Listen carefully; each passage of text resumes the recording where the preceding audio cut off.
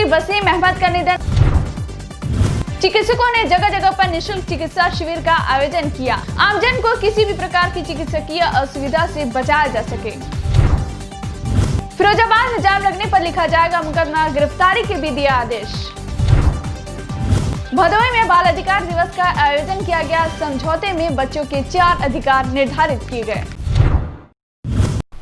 शुकुल बाजार अमेठी लगातार क्षेत्र का विकास कर रहे हैं। राज्य मंत्री सुरेश पासी ने क्षेत्रवासियों को दी विकास की ओर 2 सौगात, किया 2 इंटरलॉकिंग सड़कों का लोकार्पण। विकासखंड शुकुल बाजार के कृष्णचंद्र रामचंद्र इंटर कॉलेज रहमतगढ़ में एक इंटरलॉकिंग सड़क का लोकार्पण करते हुए विकासखंड के पूरे भाले में दूसरी इंटरलॉकिंग सड़क का लोकार्पण किया गया। इंटर कॉलेज में सड़क न होने की वजह से बच्चों समेत शिक्षकों को विशेष परेशानी का सामना करना पड़ता था। बरसात के समय ग्राउंड में पानी भर जाता था और बच्चों को कीचड़ से होकर गुजरना पड़ता था।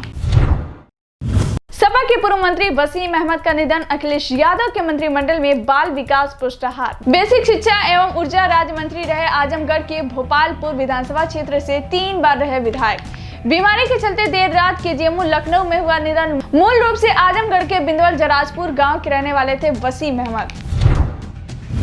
आईएम के हड़ताल के विरोध में national integrated medical association Azamgarh के चिकित्सकों ने जगह जगह पर निःशुल्क चिकित्सा शिविर का आयोजन किया, जिसमें आमजन को किसी भी प्रकार की चिकित्सकीय असुविधा से बचाया जा सके। सभी चिकित्सक आयुर्वेद प्रस्नातक को सर्जरी का अधिकार मिलने के समर्थन में पिंक रिबन लगाकर मरीज देख रहे थे। डॉक्टर सिंह ने कहा कि जिले में हर तरफ से नीमा चिकित्सक की चिकित्सकीय कार्य की सूचना प्राप्त हुई है। पूर्व अध्यक्ष डॉक्टर वीएस सिंह ने कहा कि जब जब वे मरीजों के हितों के साथ खिलवाड़ करेंगे तब तक हम लोग इसी तरह से निःशुल्क चिकित्सा शिविर का आयोजन करते रहेंगे। डॉक्टर डी सिंह, नीमा अध्यक्ष आजमगढ़। अच्छा, आज कार्यक्रम था क्या?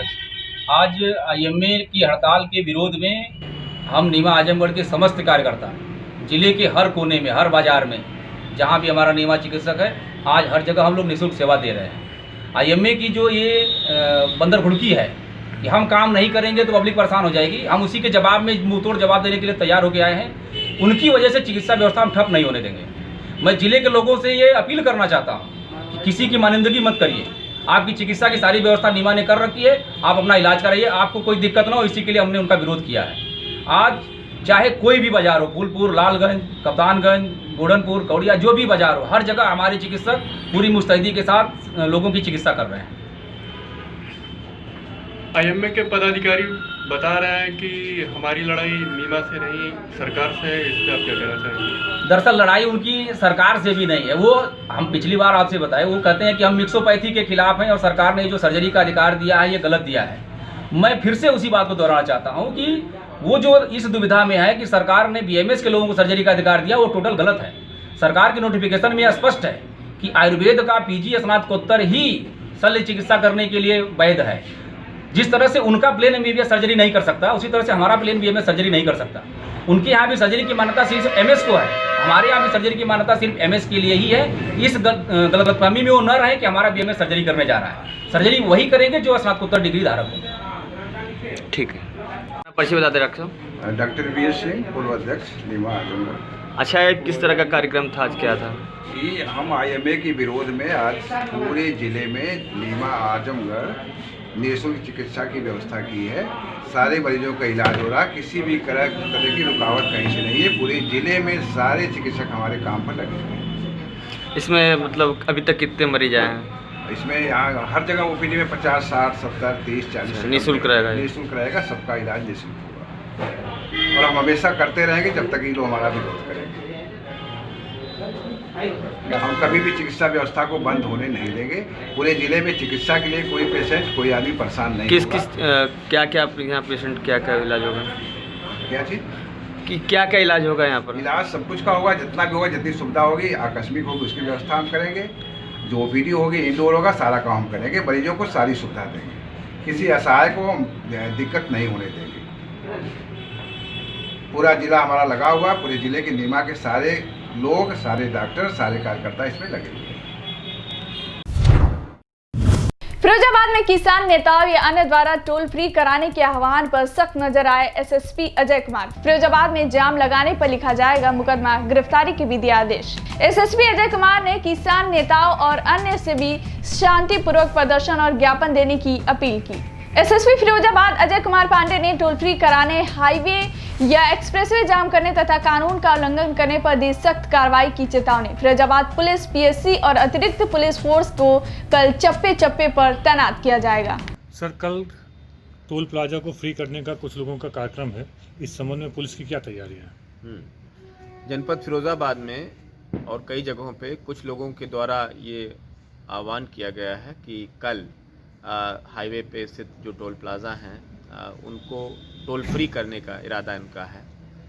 मैं उनको यही कहना चाहता हूं कि ये जो इनका कृत्य है या उनकी जो योजना है उससे कानून का उल्लंघन होता है, आम जनता को बहुत भारी परेशानी का सामना करना पड़ता है और यह कृत्य उनका निश्चित रूप से क्षम्य नहीं होगा, कानूनन जुर्म है और उनको उसका खामियाजा मुकदमे के रूप में, गिरफ्तारी के रूप में उठाना पड़ेगा।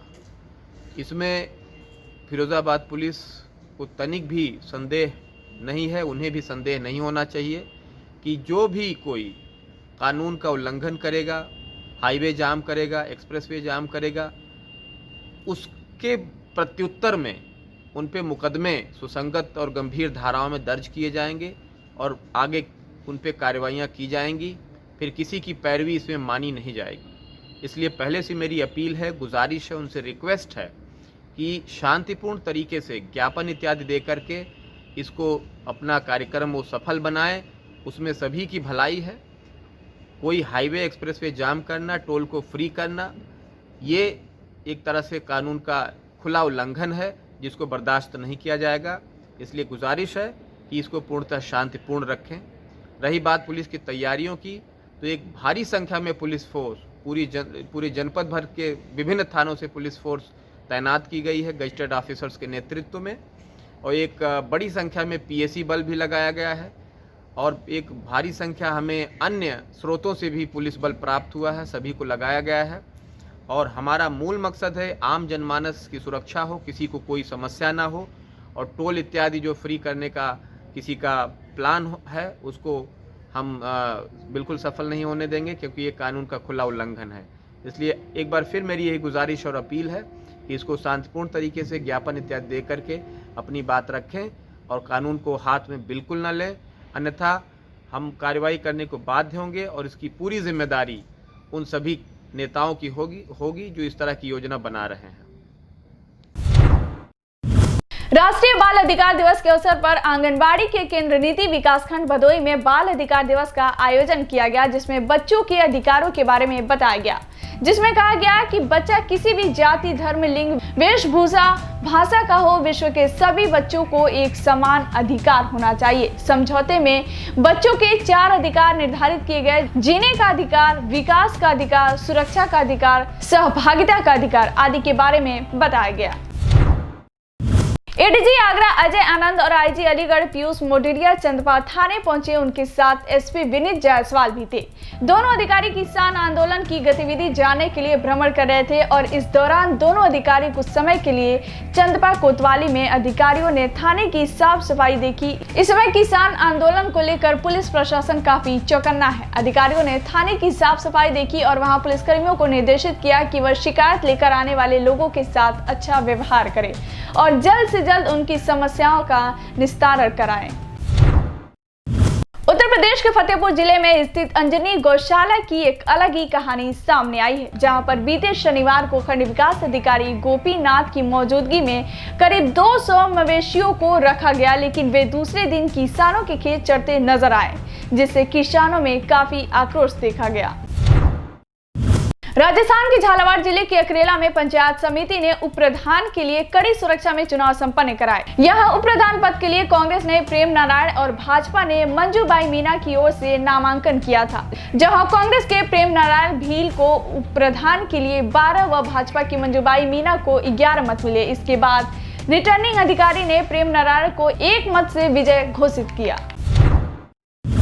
उत्तर प्रदेश की समाजवादी पार्टी के पूर्व विधायक रहे आरिफ अनवर हाशमी के विरुद्ध गैंगस्टर एक्ट में जब्ती कर की कार्रवाई की गई। आरिफ अनवर हाशमी के खिलाफ कुल 22 आपराधिक मुकदमे दर्ज हैं, जिसमें अवैध रूप से सरकारी एवं अन्य व्यक्तियों की जमीन कब्जा की गई है। इसी वर्ष इसकी 51वें हिस्ट्री सीटर खोली गई है। दिनांक 11 दिसंबर 2020 में आरिफ अनवर हाशमी के विरुद्ध गैंगस्टर एक्ट में 14(1) के गैंगस्टर अधिनियम के तहत जब्तीकरण की कार्रवाई जनपद में चल रही है। आरिफ अनवर हाशमी के खिलाफ कुल 20 मुकदमे हैं जो आपराधिक प्रवृत्ति के हैं, जिसमें अवैध रूप से सरकारी और अन्य व्यक्तियों की ज़मीन इन्होंने कब्जा करी है। 2020 से कुल पूर्व के 15 आपराधिक अभियोग हैं। 2020 के कुल 7 आपराधिक अभियोग हैं।